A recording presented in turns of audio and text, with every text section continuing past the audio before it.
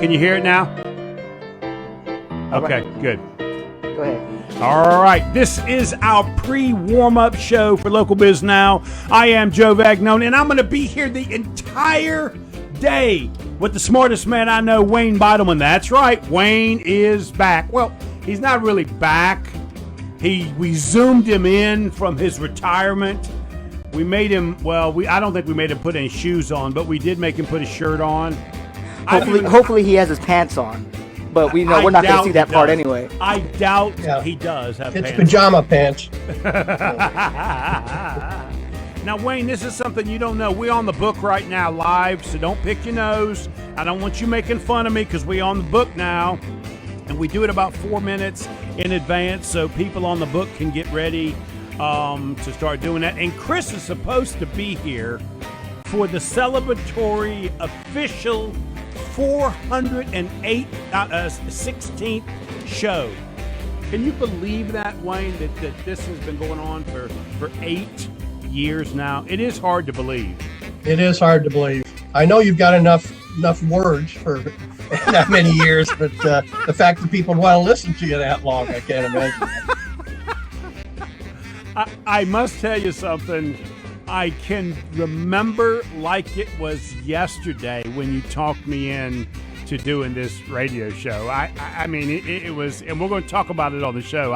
It's hard to believe, number one, that you had to talk me into it because I enjoy doing this so much, you know.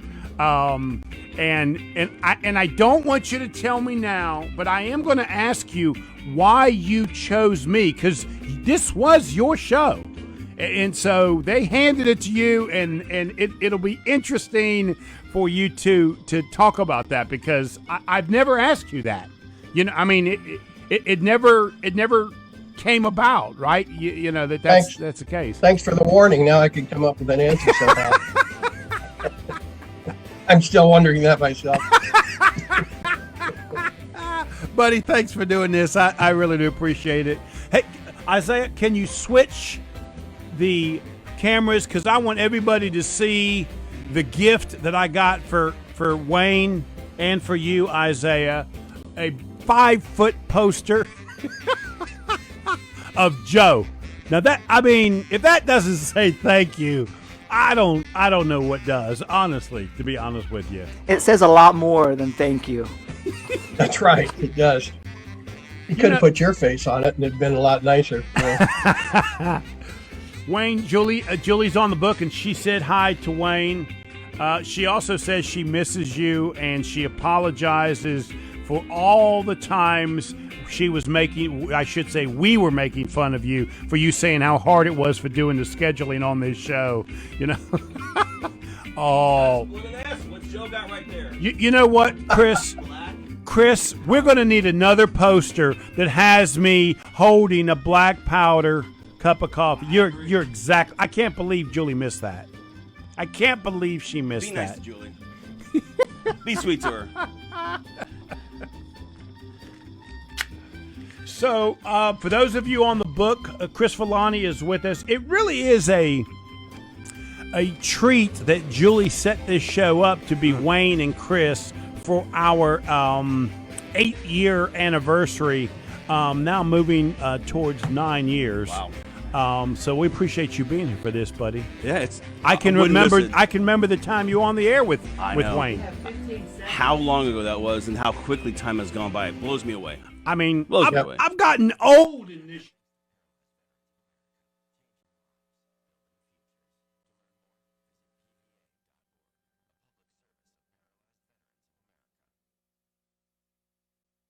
I want to see the kind of industries that are opening up. This is Local Biz Now with Joe Vagnone, where your business matters.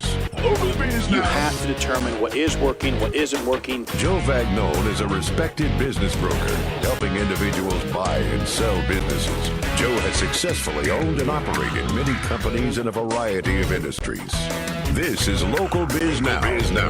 Because your business matters. And this is Local Biz Now. I am Joe Vagnone. If it's Friday morning, your business matters. This is the #1 talk business show in all of the state I don't care if you want to disagree with that statement. I'm making you, you're going to have to prove it to me. We've been doing this show. This is the 416th show. We have interviewed well over 750 small business owners and community leaders.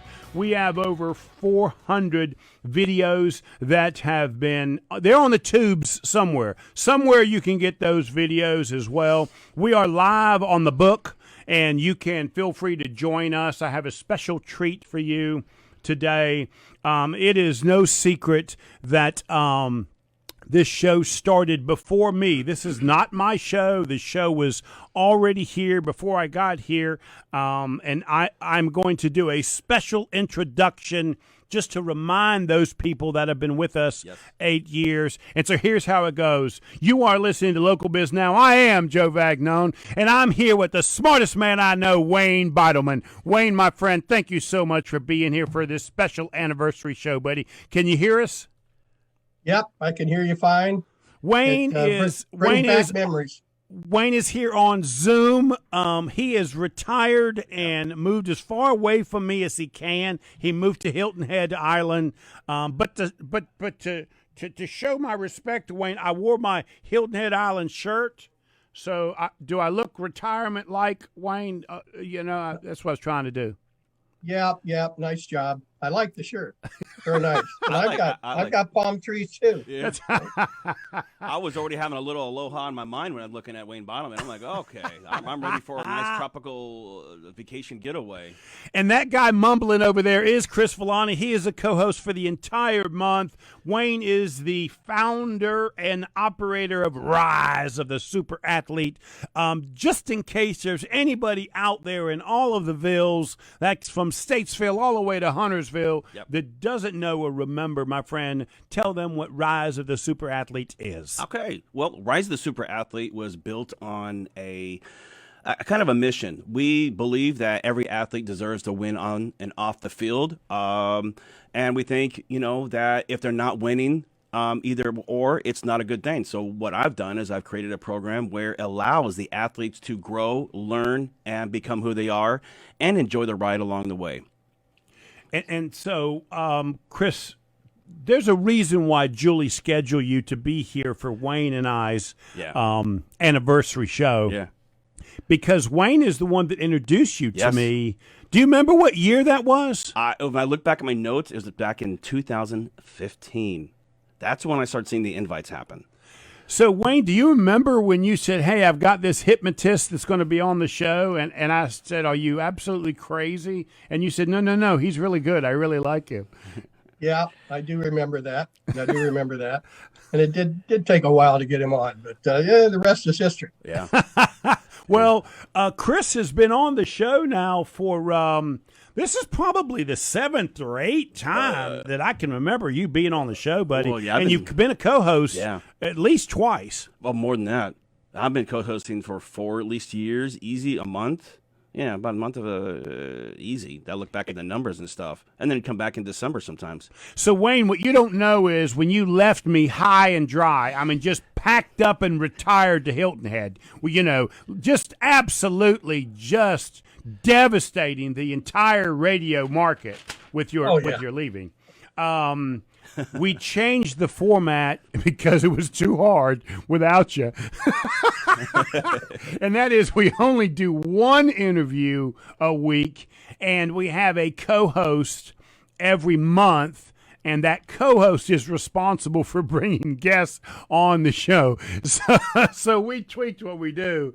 So every month we have somebody different on the show. So, Wayne, I do want to get to you and I reminiscing a little bit. I think that'll be kind of fun. But before we do that, I want to remind people why it is that we just think so much of Chris. And so, Chris, one of the things I asked you to do a couple of weeks ago was talk about one of my favorite quotes. Yep.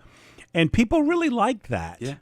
And so I thought I'd ask you to do that again today. Yep. So do you have a quote today? And let's talk about it. I do. And Wayne, we got you live on the Zoom, so join in if you want to make fun of Chris instead of me this morning. That would be acceptable. Probably not going to happen. You can jump in anytime there, Wayne, if you want to.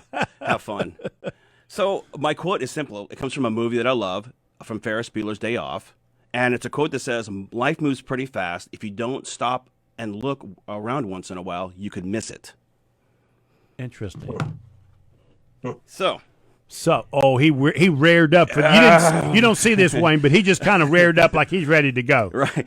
So this is we always come to a point in our life. The reason I love it, first of all, Ferris Bueller, if no one's ever seen it, go out and see it, stream it, obviously. It's an amazing, fun movie.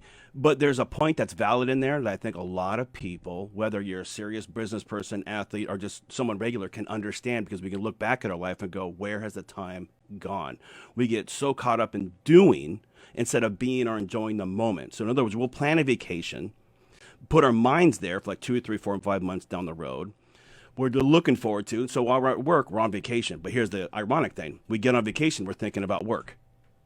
So people are never where they're at. So I think sometimes it's a great reminder. People are never where they're at. Yeah, they're always thinking about, vacation's only 7 days. That means I got to get back home and do this. Now it's 6 days. Now it's 5 days. Now it's 4 days.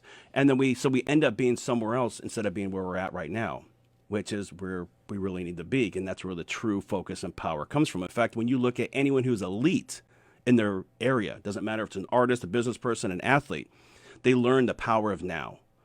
Learn how to focus on where you're at right here, right now, because that's the only control you ever have in your life anyways. So this is live the moment, live in the moment? It's live in the moment, but not so much that you zen out and live in the moment. It's like some people will take it, well, you should always be in the moment. Well, yeah, but you should also consider what may be happening. Like if I'm driving a car, I don't want to be living in a moment and not recognizing that I need to stop. So there's an art of looking how to do that. But there's sometimes I think you have to schedule yourself to go, okay, you know what? I'm on vacation. I'm going to give myself an hour of reading a book or spending time with this person or doing this one activity for myself and really, really be in it and own it. That way your mind knows how to focus, it gets clear, and you reward yourself. And you know what? This show, again, I've been on since 2015. I didn't realize how long that was until I looked back at, at the notes and everything. That goes by pretty quick. Yeah. And, it's easy to reminisce. It's been a great experience. But, I think maybe you need to start looking at You can't help but ask yourself, Wayne, I'm sure you do this too. Ask yourself, okay, we started this show. I don't know. What was it, 2013, Wayne? I mean, right. Wow. You can't help but ask yourself, 2013. what have we done in that time period? Yeah. It is an interesting when you choose to look back, you can't help but ask the question. I'm just curious, what's Wayne's, when you look back at it, what are your thoughts on the show? What are moments or things that you learned or what you got from it? I'm just curious what your thoughts are. Oh my gosh. Depends on whether I get down in the weeds or I stay up high. I've got a million stories about working with Joe on this show. Hey, I'm sticking with your bullet points. That's the next segment. That is not this segment. Stick with your bullet points. Okay, I'm sorry. Well, I guess to answer Chris's question, I'm proud, I think, of what we accomplished, and fairly quickly.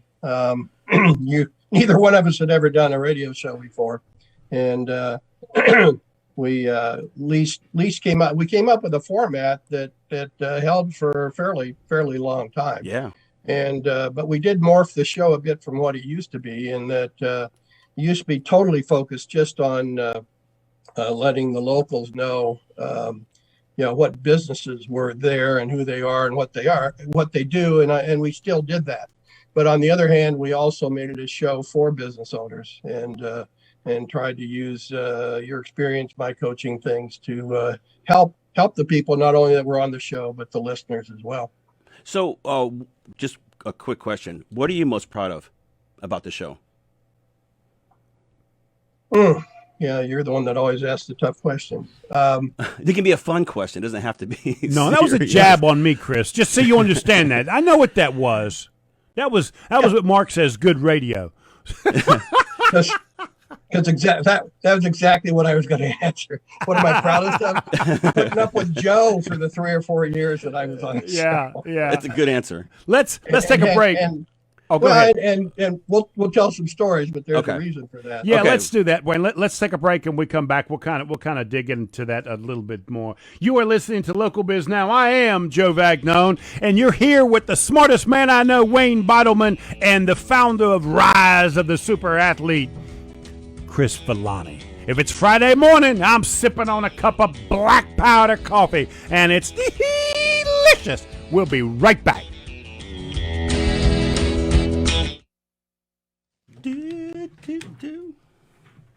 All right. Okay, so warn Wayne. Wayne, we stay live on the book now, so you can't be picking on me even when we're on commercial because somebody will hear it. Uh-oh. Okay. I'll be good. Wayne says, "Ah, shucks." So, that big head. Listen, can we put Wayne on that screen? Because when Chris is talking, to have Wayne on the screen behind him might look kind of interesting. You know what I mean? Makes it look like I'm looking over his Do shoulder. we have the technical skills to be able to do that? Do you know who you're talking to? I mean, I don't know if you have the technical skills to do that or not. There you go. See that's it. So now, Chris, when you're talking, we're gonna have Wayne behind you, so everybody's gonna be able to. Oh, you gonna move the camera? No. That's gonna look good. That's gonna be good. My head's over. Okay, see, I gotta move. Will you stop worrying about your shiny head? It's not that. I want to be able to see. If I do this, it's like Wayne sitting on top of my head. Look at that. Oh yeah, no, don't It's like do that. It's like I got a Wayne coming out of my head. No, I don't do that. It's all good. We'll make fun with it. Well, we'll be good. Okay. We got 3 good-looking guys in that picture right there. Look at that. Look at that. 2 in a poster. Still 3 good-looking guys.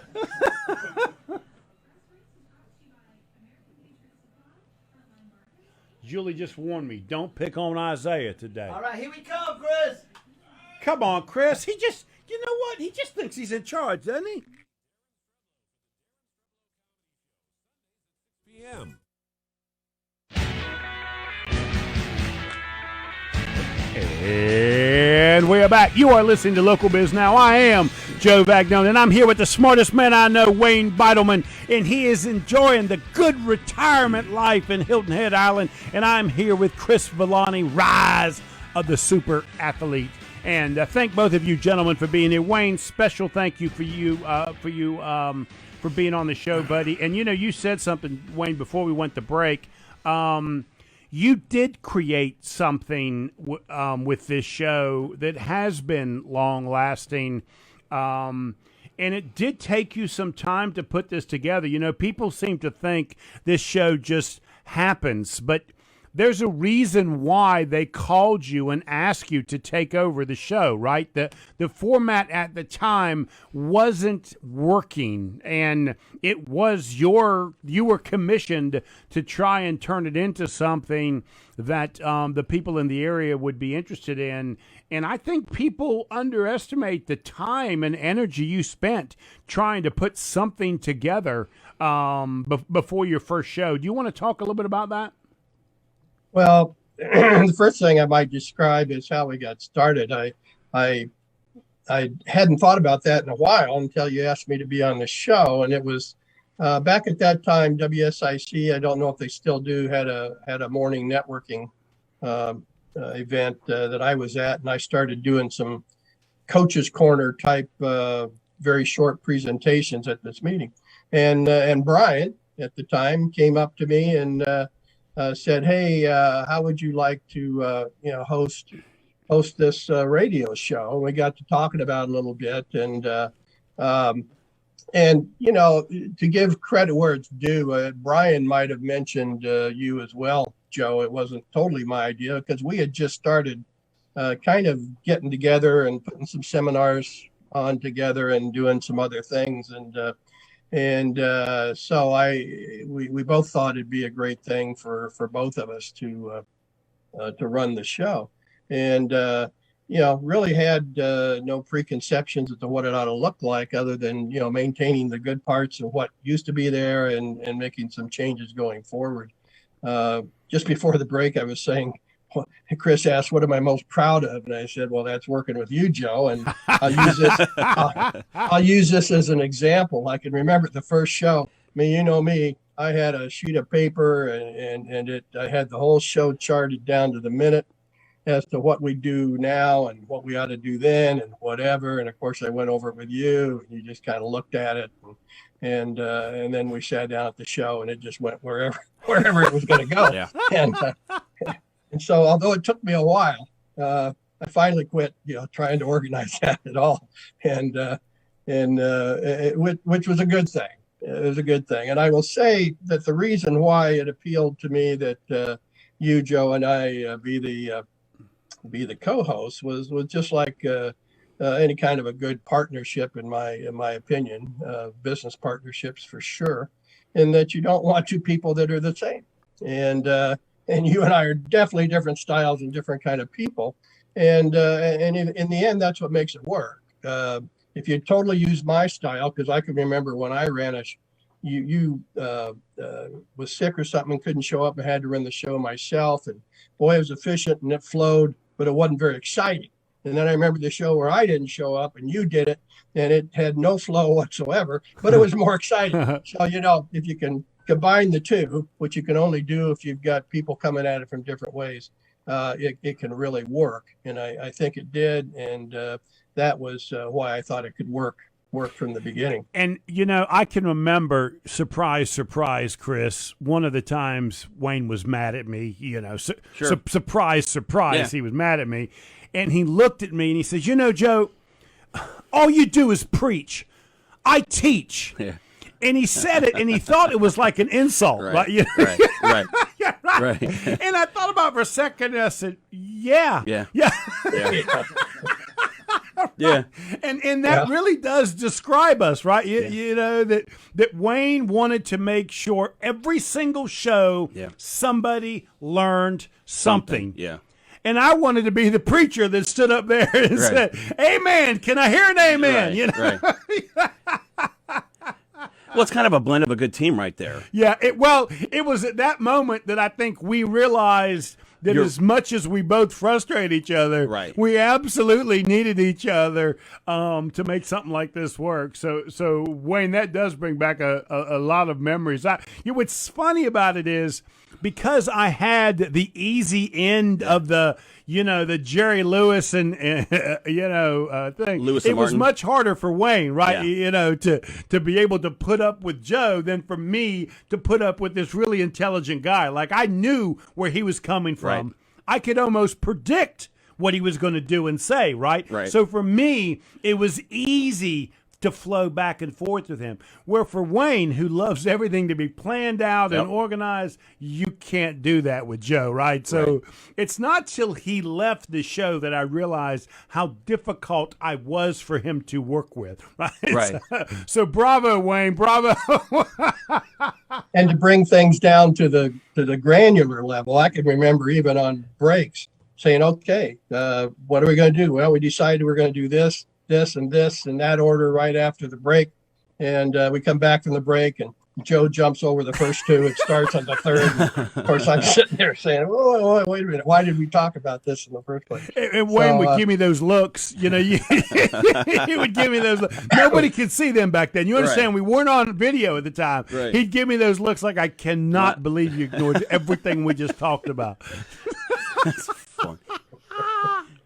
It was fun, So Wayne, what we normally like to do is let the co-host bring us, educate us. Somebody's got to teach around here, Wayne. It's still not me.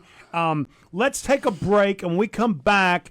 We're going to let Chris talk about something, and Wayne, please feel free to join in as Chris enlightens us in another area that we're getting ready to do. It'll be fun. Okay, Wayne, I'm gonna let you take the show out. If it's Friday morning, say it, Wayne. Say it. Your business matters. Oh man, you still don't know how to do that well. We'll be right back.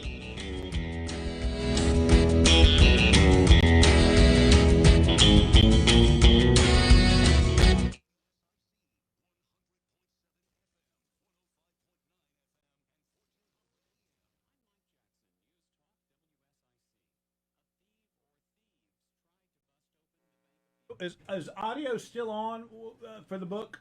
It is, yeah. It is on now, right now. Oh, okay. Oh, now we have to be nice to each other? So, Wayne, Chris and I want to know when you start drinking at Hilton. Is it 10 o'clock or 11 o'clock? Well, we do use the theory that it's 5 o'clock somewhere Yeah. a lot. So, Nice. So it works anytime. I do want to get to, after Chris's stuff, retirement, what that looks like, sort of the modern day retirement, Yeah. Because I don't know believe that me, I'm there are typical. plenty of people sitting here in Charlotte, North Carolina, and Lake Norman area looking at Wayne thinking, man, I want to be there. Yeah. I Yeah. I want to would. get to that point in my life. I would jump over there in a heartbeat. I'm like, right there, let's go. Yeah.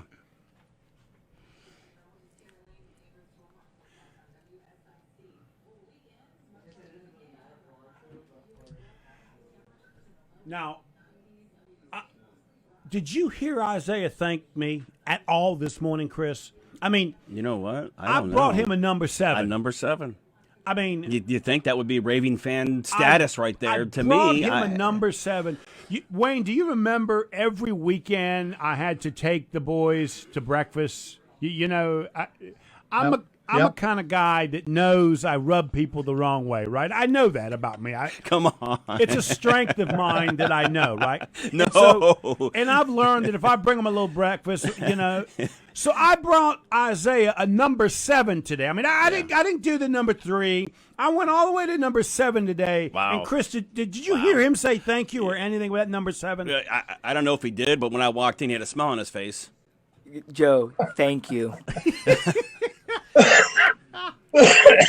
Joe, are you trying to fish for compliments now? Absolutely. Okay. I mean, a man Well, he has don't to get a do number something. 7. He has to do something. Look. What?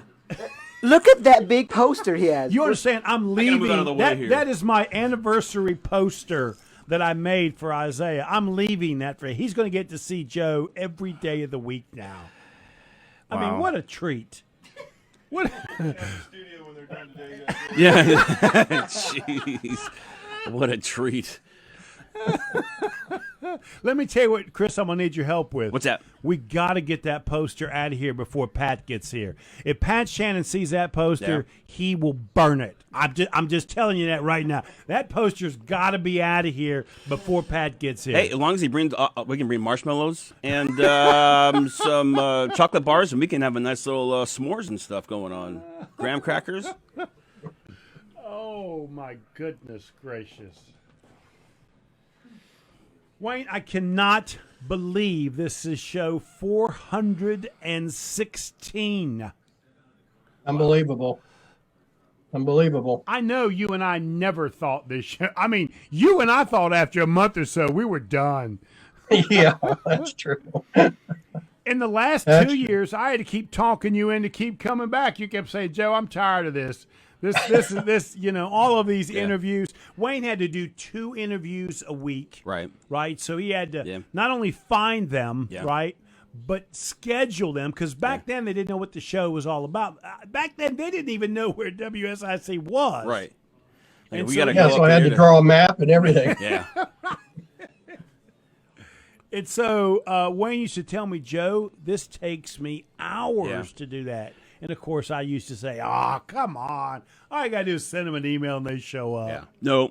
Now, today, I think people can see value It's in what easier. we're doing. Well, because people are like, they know that everything's shifting. Look, you get on the show, it brings more value, you can talk about what you do. People can access it worldwide. It's there on the internet forever, hopefully. And so people see the value of, I'll come up there and do it. If I can, talk about what I do, why I do it, and what people can walk out feeling. Yeah, I mean, this is a no-brainer that All right, people we want got to do 15 this show. seconds. Here we go. 15. Oh, that's a lifetime. All right, Wayne, are you ready?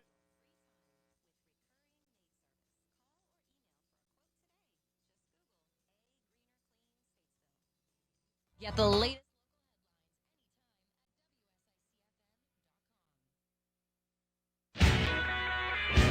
And we are back. You are listening to Local Biz Now. I am Joe Vagnone, and I am here with the smartest man I know, Wayne Bidelman. He is from Hilton Head Island Retirement. We pulled him back did. from retirement. I also have my buddy and friend Chris Villani, the founder of Rise of the Super Athlete. Chris, thank you for being here, my friend. Absolutely. Love being here. So, Chris, what do you want to talk about today, buddy? We are going to talk about something that affects everybody in one form or fashion or another. And what I'm talking about is something called Imposter Syndrome. Do you know what that is? No. Oh. Well, this is going to be good. Oh, you had a little pause in there, that symmetractory pause. Yeah, it's symmetractory. I was thinking. Wayne, is that a word? Because if not, I get to add it to the dictionary. Wayne, do you know what imposter syndrome is? No, I don't. Okay. I'm going to kind of do this in a couple of different ways. So imposter syndrome actually occurs, really a lot of high achievers will have imposter syndrome. It's believing you're having to be somebody that you feel that you are not. It's we think we're being a fake version of ourselves. So here's a couple different people who have had imposter syndrome and still have it. Ryan Reynolds, you guys know who he is? Okay, he's the actor. He talked about imposter syndrome this way. He said, I still feel like a freckled-faced kid faking it till I make it. Tom Hanks says it this way. No matter what we've done, there comes a point where we think, how did I get here? When are they going to discover that I am, in fact, a fraud and take everything away from me? So now there's a fear of what we're doing and who we are. Howard Schultz says it this way. Very few people, whether you've been in that job before or not, get into the seat and believe that today you're now qualified. They're not going to tell you, but you're not. Maya Angelou says it this way. I have written 11 books, but each time I think, they're going to find out now. I've run a game on everybody, and they're going to find me out. So what happens here, and here's where the challenge with imposter syndrome happens. It's you believing that when you show up to or you receive an award or you're going after something that yourself, you don't believe who you are to that point. And when you achieve it or go after it or become that title, you think, oh my gosh, I'm a fraud. Then what you have typically is you have people, what we call a 1 step forward, 2 steps back. I'm not who I really am. I'm not what's going to happen. They're going to find me out. It's, you'll see a lot of performance. People who are in high performance will do this, but we find this in every area of our life. Like, am I really that dad? Am I really this business owner? What are my employees going to find out that I really don't know what I'm doing here? Am I going to be able to lead them? Can I grow this business? And we can look at it in the area of business here. The reason this is important, because if you're not true to what your identity is and who you find out what your role is, you're going to have challenges. So does it kind of make sense so far of where we're going? Right. Okay. Kind of give me, what do you think? I'm not sure well, if I'm Wayne, actually... you and I run into this a lot with small business people, that they don't want to be hypocritical. So sometimes we'll try and send them in a direction or get them to do or be or act in a certain way, which will help their business, but they don't see themselves in that light. And so sometimes you have to step out and then all of a sudden you become that. And it's such an interesting topic that you bring about, because that's what Wayne did for me. I can remember when Wayne and I first met. I'm going to skip the part about how aggravating and persistent he was at bothering me and coming to my office over 7,600 times, and I kept not wanting to meet him. I'm going to skip that part. Right. I'm going to go to the part where we finally met up together, and I told him I'm a one-on-one kind of guy. And he said, okay, but the best thing for your business is to duplicate Joe in a way that you can do the same thing for more than one person at a time. Yeah. And we started talking about Joe doing small seminars or small meetings. Yeah. I would have never, nor did I want to. And I certainly felt when Wayne would put together a group of 15 to 20 small business owners and ask me to speak, at that moment, I was an imposter. I was not the guy Wayne had introduced me to. Wayne saw Joe as somebody that could be 1-on-1 to 20, right? Yes. Just say and do, Joe, what you say and do to the 1, do it to 20. Right. But Wayne, you saw that in Joe because you believed that was the best way for me to market my business. I did not see that. So at that moment, I was not the guy standing up there that was confidently saying hi to 20 people. Right. And Wayne, talk a little bit about that, because you really had to push me to do that. Yeah, I remember working hard at that. That's a hard thing to push, Joe. And I'll be honest with you, just kind of like the radio show, I also knew that I could put on better seminars myself if we did it together than if I did it by myself. Or quite honestly, if you did yours by yourself, probably. So absolutely. Again, in my business career, I've never had a number. I don't mean you're a number two guy, sure. But when I was in charge of things back in my corporate days, I never had a number two guy that was just like me. There were always somebody that was entirely different, and the reason is a lot of what you described. Chris, it did raise a question in my mind about your imposter syndrome. Does it matter the type of person you are, whether this is a big issue or not? Because it strikes me that, super achievers are never satisfied, and so they probably always think they're frauds. Those that just go with the flow, may not. You know what I'm asking?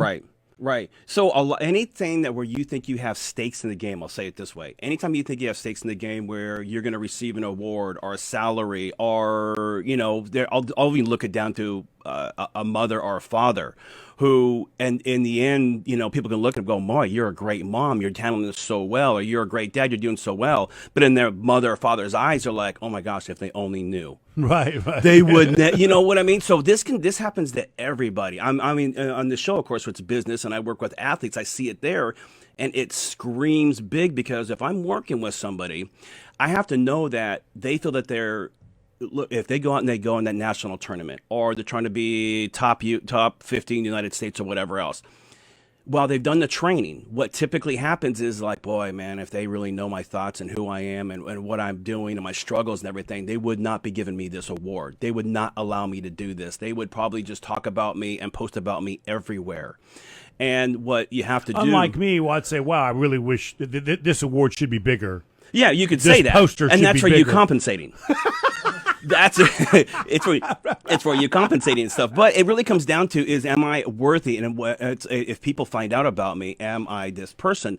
The reason we're looking at business people is because they can see it on a bigger scale. But this, even for kids, wow, I don't, if let's say they're in school and they get an award for something, and they're like, boy, but yeah, I don't feel like I really deserve this. And this happens everywhere. Well, now you're not being true to yourself, and you haven't aligned that to. This is where it becomes a big deal. So imposter syndrome doesn't have any type of gender, whatever else. Everybody has it. To what extent, that's a different story. But for a guy like me, I had the confidence of Wayne so when I stood up on stage, right, how I could overcome that right. was, okay, I don't feel like I should be standing up here talking to 26 people, right.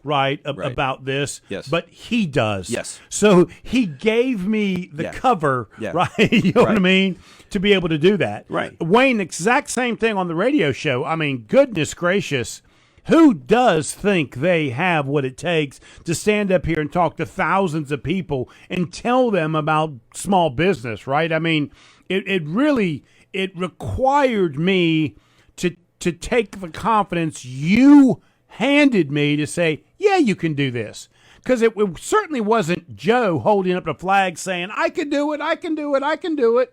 It really is this, sort of, somebody's got to hold you up to get you confident with that. You can use that. You learned how to use that. Here's the challenge, though. If you didn't have them there, how would you do that? That's the point I'm making. Yes. I don't think I would have done it. Right. So now then the answer is okay, so what is the solution? What are some ways that we can actually overcome imposter syndrome? One of the biggest thing I say, awareness is key. The fact that you now know that that's a challenge for you, or you now know that you're going into it, that's huge. You can logically say, okay, I now know I'm going to have this challenge. So the one thing you want to do is identify your strengths and your weaknesses. Be real. What we try to tend to do is like we don't want to identify, boy, I'm not really good here, but I'm good over here, and I've been hedging the bet over there. And so we try to hide it or cover it up because we don't think we think it's messy or whatever else. But I'm going to give everyone a secret of all secrets. Life is messy. People aren't looking for someone who has perfection. Maybe for you and I, but not for Wayne. You know, no one looked at like a Michael Jordan and thought, well, he was born that way. Right? We expect, well, that's Michael Jordan, or that's my mom or my dad or somebody else. Well, no, that's life in general. So you have to be willing to accept that. What are my strengths, and where do I need weaknesses at, or where are my weaknesses at, and how do I learn how to do that? In that case, Wayne, that's exactly what you did, right? You felt like you needed a little bit of energy, so let's go tap Joe on the shoulder and see if I can't get him to work with me on this. Am I correct about that? Yes. I'm sitting here thinking you're giving me too much credit because to some extent it was selfish. I mean, maybe consciously or subconsciously, I did know my weakness, which was I'm not very showy. I can't, even if I'm saying something that's dynamite, people may not listen to me because I'm too dry or something. So I've tried to improve that side of me, but that's a lot of why having you as part of it really made sense and probably helped us both. Interesting. So what else you got, Chris? Okay, so that's again, how do we learn how do we overcome imposter syndrome? How do we utilize it? Again, awareness is key. Identify what your strengths and weaknesses are. Number 2, move beyond I should have. 2, I learned. So what happens typically, people get to that level where they're at, God, I should be this, I should have done that. What if you looked at it and go, well, I learned today. I noticed this. I discovered. So now what you can do is you can start showing your mind how you're building a foundation. So when doubt runs up, instead of, look, people are either feeding two things. They're either feeding their fear or they're feeding success. Most people, if I asked them to write down what they're afraid of, could fill books. But if I asked them what they're successful for, they could probably maybe fill a 3x5 note card. That's a problem. So you got to learn to know what you're afraid of, but you also have to know what you're good at. The other thing is you have to design a compelling future. Your mind is a preview of the coming attractions. I'm going to say it again. You have to design a compelling future. Your mind is a preview of the coming attractions. This means you have to learn how to design, maybe consciously write it on paper, visualize it every day. The fourth thing, be nice. And what I mean by this, be nice to yourself.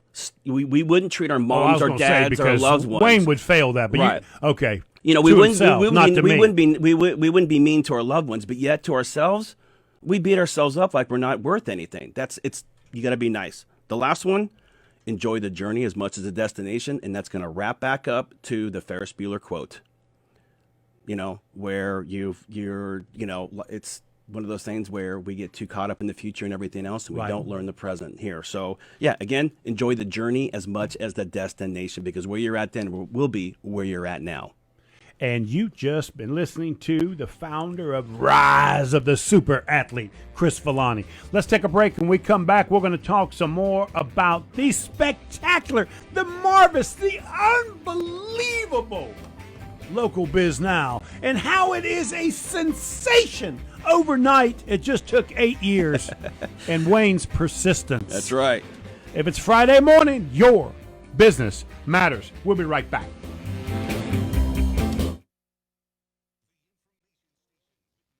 How long do we have? What did you need? We are coming back. We get off at 59. No, I was asking how much time we had. That's all. There? Yeah. Yeah. Can he see me? What do I have to do? Oh, no. Oh, you have to get back there with him. Hats He can on. see him. Oh, no. We got a problem. You have to put these on if you want. Or you can to hear them. I've got to go get ready here. Huh? What? I'm sorry? No, I was going to say hello He to wanted to Wayne. say hi to Wayne. Oh, yeah. Can you see me, Wayne? No, there he is. come on over by Hi, Joe. Wayne. Pat Shannon, hello. Remember Pat. me? Sanj and I'll be there probably about 4 o'clock in Hilton Head. Get the bedroom ready. We won't stay long.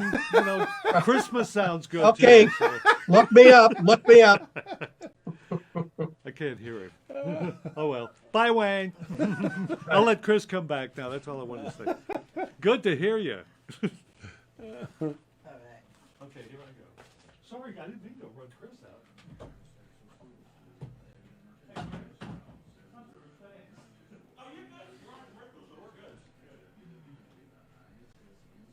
Okay, that clock is not right, so we're already off on that thing. Of course it's not right because you don't know how to add. I don't know how to add, so we get off. How long do we have? We get off at 8:59:50. No, but how long till we get back on? About a minute and a half. Okay.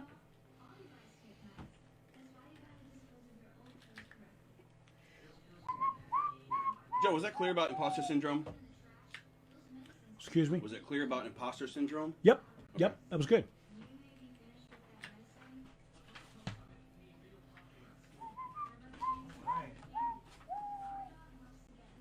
I mean, if you're going to make a quote about a movie, you could use a good movie.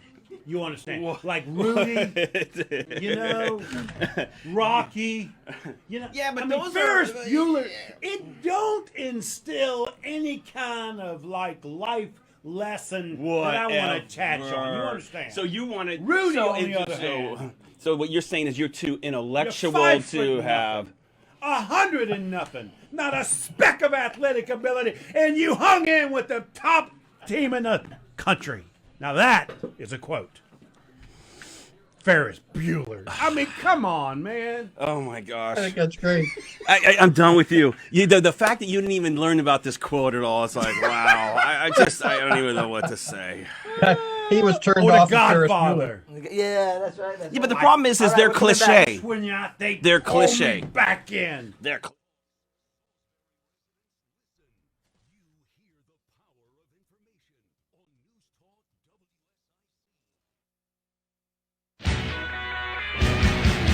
Oh, boy. This is Joe Vagnone, and you are listening to WSIC 105.9 FM, 100.7 FM, 1400 AM. This is the #1 talk business show in all the villes. I mean, from Statesville all the way to Huntersville and all the towns in between. And I am Joe Vagnone, and I am here with the smartest man I know, Wayne Bidelman. I'm also here with Chris Filani, the founder of Rise of the Super Athlete. And during the break, I was chapping Chris because he chose one of the worst examples of a movie that a man could possibly give to take a quote from. I hurt for you, Joe. Ferris Bueller's I hurt for Day you. Off. I hurt for you. I mean, everyone it could have been Rudy. Okay. You could have, Rudy is the finest movie ever made. You could have taken a quote Great from movie. that. It's a great movie, but why? Godfather. You could have taken, or a Rocky movie. Sure. But no, Ferris Bueller's Day Off. I could have also taken quotes from like Airplane, Caddyshack, and had fun with it. Wayne is nodding here. Really, people Those are intellectual, they look not good and true everything like dramas. that. It's not life's not a drama sometimes though. We all want to think it's that way.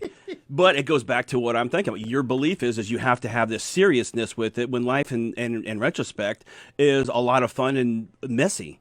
So enjoy the journey as much as the destination. I mean, again, life moves pretty fast. And that's what we do on Friday Yes. mornings. We do enjoy the journey. I mean, I know you have to be serious for like 2 minutes on this show, maybe that much, but The serious is over, maybe about Chris. that much. Your serious is over, Chris. It ended 5 minutes ago. Well, I'll seriously let Wayne talk now. How about that? Right about now, Wayne's saying, "Yep, that's the Joe I remember." Yeah. Yeah, happy to see nothing has changed. So Wayne, let's do this. You are one of the business coaches over the years, and no question, Joe has seen and been around the block, met many business coaches. You are the only business coach I've ever chosen to partner with. And although people would say it's because you're the most aggravating, persistent son of a Tuesday I've ever met in my life, the truth is you're the only man that convinced me that you had sort of these plans and processes and systems that were worth teaching. And you and I put together ultimate advisory and coaching sessions that lasted 3 years at a time. You and I put together speeches and seminars. And one of the things we've done, and Wayne, I don't know if you're aware of this or not, you forced me, and I do mean force, like I think there was a bat that might have been involved, to put together the first small business event at the Peninsula Club, where we packed the Peninsula Club with well over 170 small business owners for what is now the actually will be going on 9th year in a row small business event that we've been putting on here. Wayne, we did a virtual one last year that we did it here at the radio station thanks to WSIC. There were over 27,000 people that viewed that small business event that you put on. So this show is not only your legacy, but also that small business event, which is a signature event for Lake Norman Chamber. Talk about some of your experiences as a business coach, because I'm sure there are plenty of experiences that not all of your experiences are through Joe, right? So talk about that. Oh, that's true. But the fun ones were with you, Joe.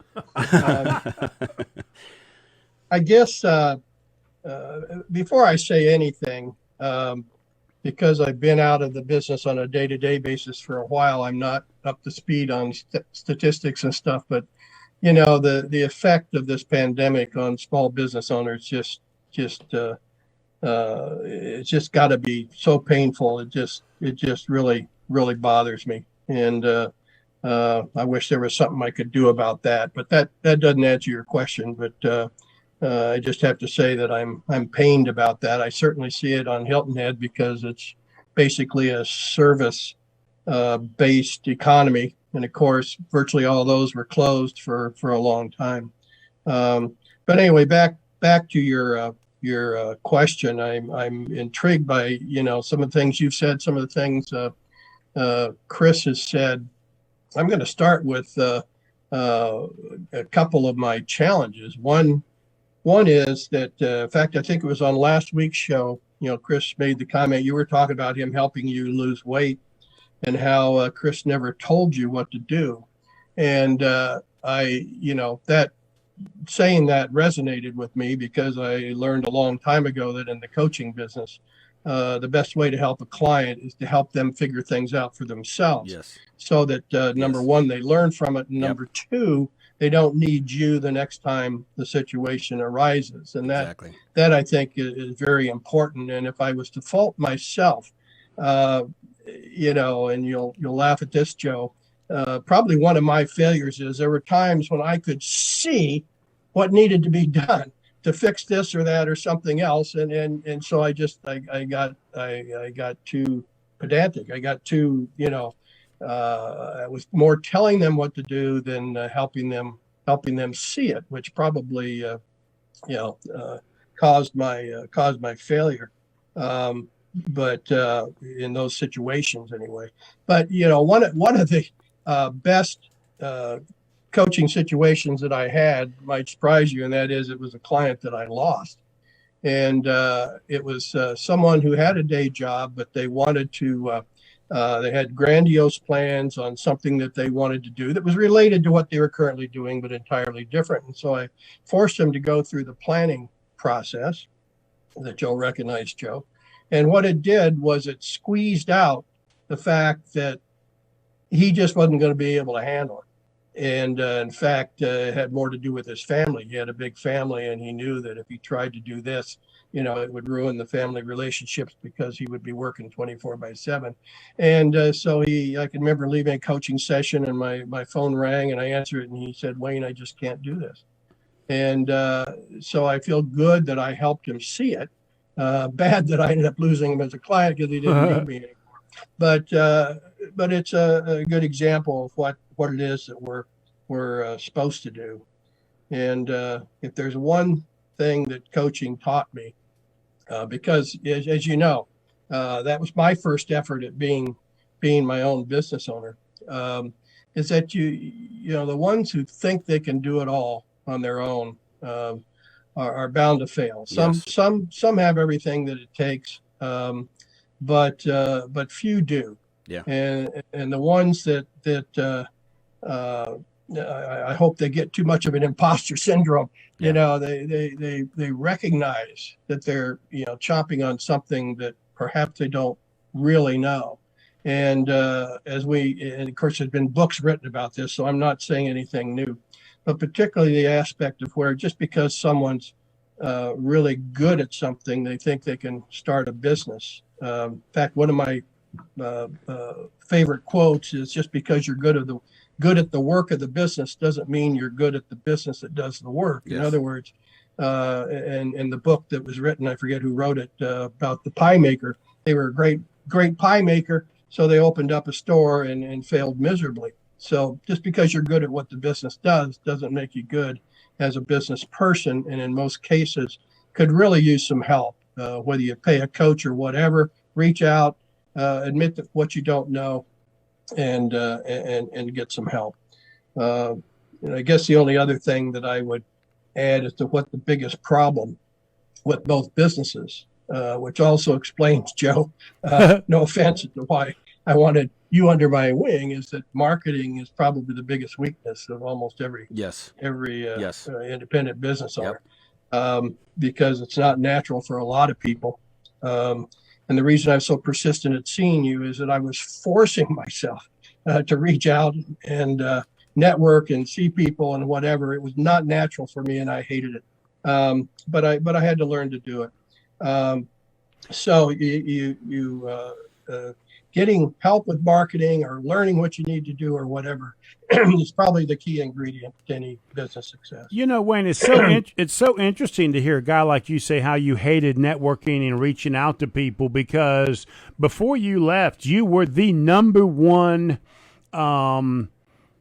recognized business coach in the entire area. Yeah. I mean, it's interesting that those efforts were so successful, right? Yeah. And that you now sit here today and say, yeah, but it's not something that I really enjoyed and had to force myself to do. That's such an interesting statement. It's a good discipline. Well, I had I had a seminar that I put on that was on how to network.